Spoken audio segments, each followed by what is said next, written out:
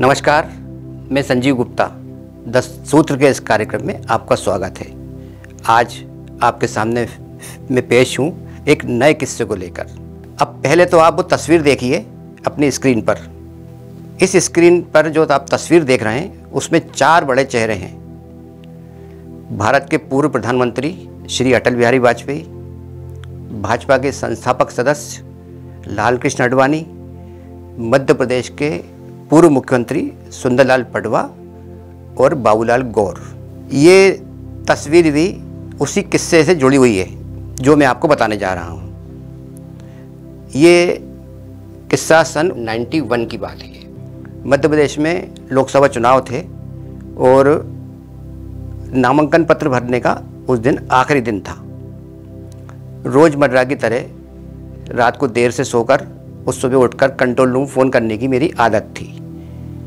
क्योंकि खबरों का कोई स्रोत तो हुआ नहीं करता था, कंट्रोल रूम ही एकमात्र साधन हुआ करता था खबरें जानने का। तो कंट्रोल रूम फ़ोन लगाया, करीब 8 साढ़े 8 बजे की बात थी। दिन भर की रात की घटनाएं पूछी, बोले कुछ नहीं है, सब शांति। फिर मैंने पूछा कि सीएम साहब कहाँ हैं। पटवा जी मुख्यमंत्री हुआ करते थे मध्य प्रदेश के, तो बोले कि वो स्टेट हैंगर है एयरपोर्ट पर। मुझे लगा कि आज कुछ ऐसा घटनाक्रम भी नहीं है, पटवा जी कहीं जा भी नहीं रहे और कुछ ऐसा शेड्यूल भी नहीं है, तो स्टेट हैंगर कौन सा काम है जाने का। थोड़ी देर सोचता रहा, कई बार 1-2 जगह फ़ोन लगाया लेकिन कोई जानकारी नहीं मिली वहाँ पर। फिर मैंने कहा चलो चाय पी के सीधे स्कूटर उठाई अपनी और एयरपोर्ट चला गया। एयरपोर्ट स्टेट हैंगर गया तो वहाँ मैंने स्कूटर अपनी बाहर पार्क करी और अंदर जाके देखा तो 2 हेलीकॉप्टर और 2 हवाई जहाज वहाँ खड़े हुए थे। और चूंकि आचार संहिता लगी हुई थी तो पटवा जी का कार कैट जो था वो प्राइवेट एम्बेसडर कार लगी हुई थी वहाँ पर। तो जैसे ही मैं अंदर गया तो वो जैसे 7-8 लोग ऐसे राउंड में, जैसे क्रिकेट टीम में मैच शुरू होने के पहले नहीं खड़े होते, ऐसे 7-8 लोग खड़े हुए थे। जब मैं थोड़ा पास में गया तो मैंने देखा उसमें आडवाणी जी, अटल जी, राजमाता विजयराजे सिंधिया, कुशवाहा ठाकरे, सिकंदर वक्त, सुंदरलाल पटवा और बाबूलाल गौर ऐसे राउंड में खड़े हुए थे।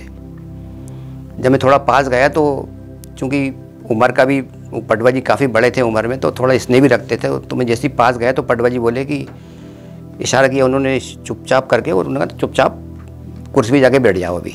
मैंने उनसे इशारे से पूछा भी कि भाई माजरा क्या है, इतने सारे लोग। तो उन्होंने कहा बताता हूँ, वहाँ बैठ जाओ। मैं बैठा रहा 10-15 मिनट 20 मिनट तक बैठा रहा, वहाँ वेट करता रहा। फिर राजमाता अपने हेलीकॉप्टर से चली गई और ठाकरे जी अपनी गाड़ी से चले गए,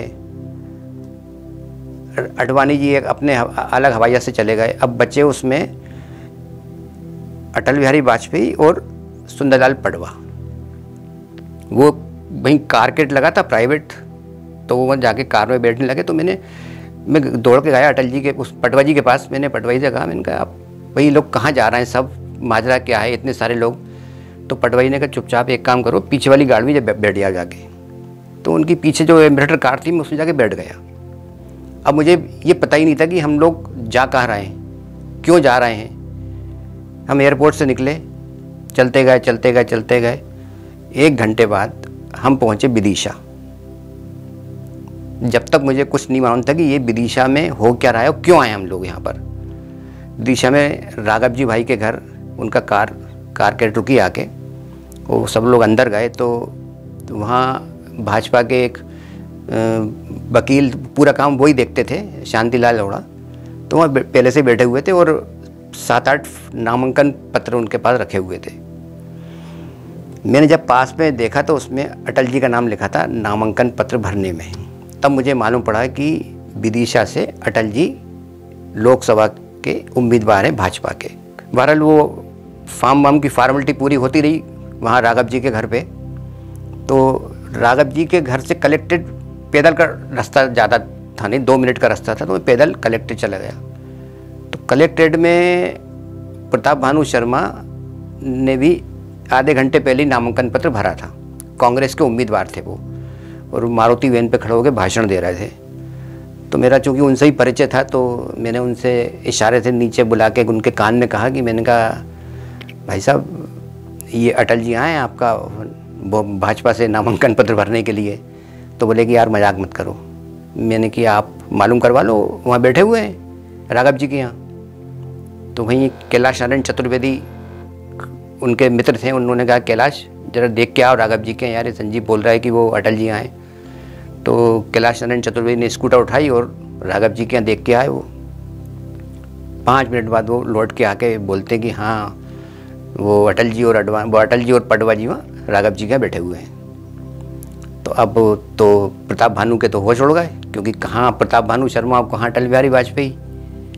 खैर 4 सवा 4 बजे सीएम का पटवा जी का कारकेट कलेक्टेड आए फॉर्म भरने के लिए। तो वहीं बगल में बिल्डिंग बन रही थी एक, तो वहाँ काफ़ी पत्थर वगैरह पड़े हुए थे। तो ये इनके प्रताप भानु के समर्थकों ने 200-300 करीब संख्या में थे, और उन्होंने उठा के पथरा और गाड़ियों के पूरे कांच फोड़े, सीएम का पूरा कारकेट तोड़ा, कलेक्ट्रेट के पूरे कांच तोड़े। अटल जी और पटवा जी बामुश्किल कार से उतर के पीछे कलेक्ट्रेट के पीछे गेट और था, वहाँ से अंदर गए।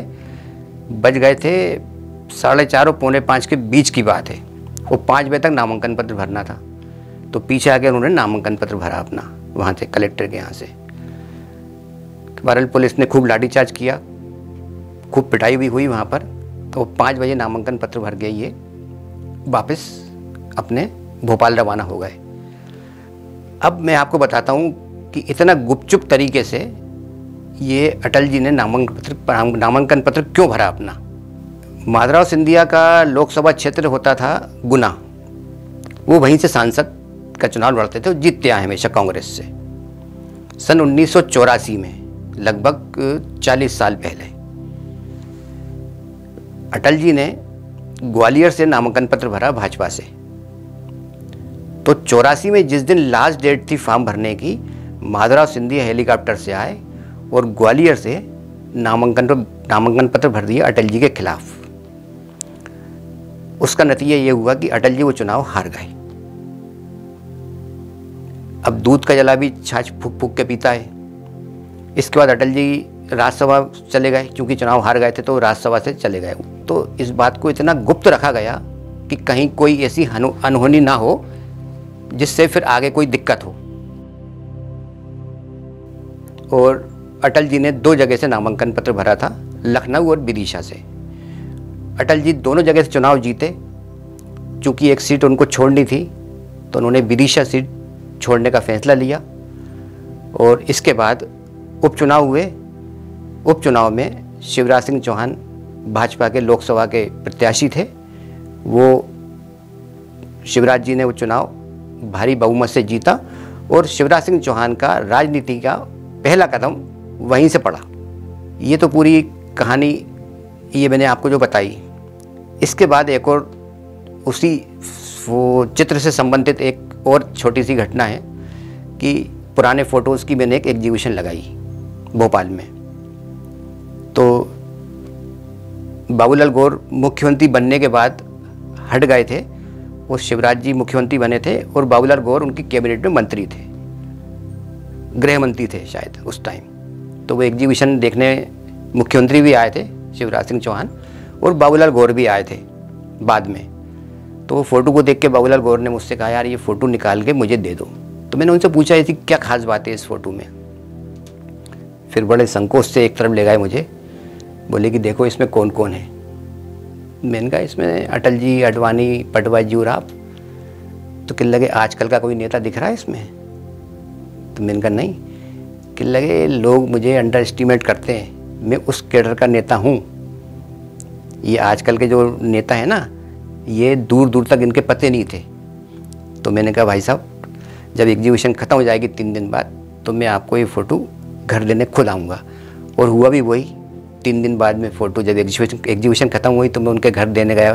तो उन्होंने भी बहुत सारे, अब चूँकि एक बार मुख्यमंत्री बनने के बाद दोबारा कैबिनेट मंत्री बनना एक अपने आप में वो है, तो उनका एक वो भी था कहीं इस बात को लेकर कि मैं मुख्यमंत्री बनने के बाद दोबारा मंत्री बना। बहरहाल खैर, तो कहने का मतलब ये है कि भाजपा जो आज का दौर चल रहा है, जो अलग चौंकाने वाले नतीजे आ रहे हैं, कभी कुछ कभी कुछ, तो ये आज का दौर नहीं है। ये भाजपा पहले भी करते आ रही है, और ये जो आज के नेता हैं शायद उन्होंने उन्हीं बड़े नेताओं से सीखा था ये चौंकाने वाले काम, कि किसी को कुछ पता नहीं और एंड टाइम पे कुछ कर दो। बहरहाल ये था इस पूरे चित्र की कहानी। अगली बार फिर एक नई फ़ोटो और नए चित्र के साथ आपसे रूबरू हूँगा। नमस्कार।